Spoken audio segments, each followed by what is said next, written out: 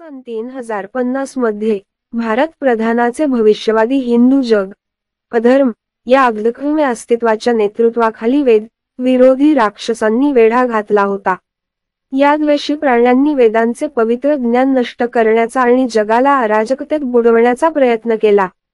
Ayodhya, ivy आणि वाराणसी तीनही एकेकाळची शांततापूर्ण शहरे उद्ध्वस्त झाली आहेत। तेथील रहिवासी दहशतीने पळून जात आहेत। वेदांचे संरक्षक हिंदूंचा समूह त्यांच्या जगाचे रक्षण करण्यासाठी एकत्र आले। प्रिन्स अर्जुन, एक कुशल योद्धा आणि पौराणिक पांडवांचे वंशज यांच्या नेतृत्वाखाली त्यांनी राक्षसांना पराभूत करण्याची आणि विश्वाचा समतोल पुनर्संचित करण्याची शपथ घेतली। त्यांच्या गुप्तभूमीगत तळामध्ये संरक्षकांनी प्राचीन हिंदू देवतांनी प्रेरित केलेल्या भविष्यकालीन शस्त्रांच्या शक्तीचा उपयोग केला।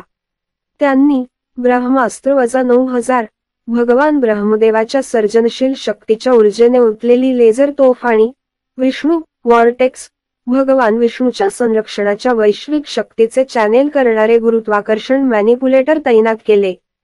त्यांचे शस्त्रागार तयार असल्याने संरक्षकांनी त्यांचे जग वाचवण्यासाठी एका महाकाव्य युद्धात राक्षसांचा सामना करण्यास तयार केले। प्रिन्स अर्जुनच्या नेतृत्वाखाली वेदांच्या संरक्षकांनी वेदविरोधी राक्षसांवर जोरदार पलटवार केला।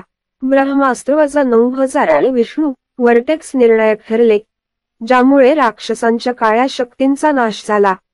वेदांच्या पवित्र ज्ञानाचे रक्षण केले गेले आणि राक्षसांचा पराभव झाला। अधर्माचा पराभव झाल्यामुळे विश्वाचा समतोल झाला।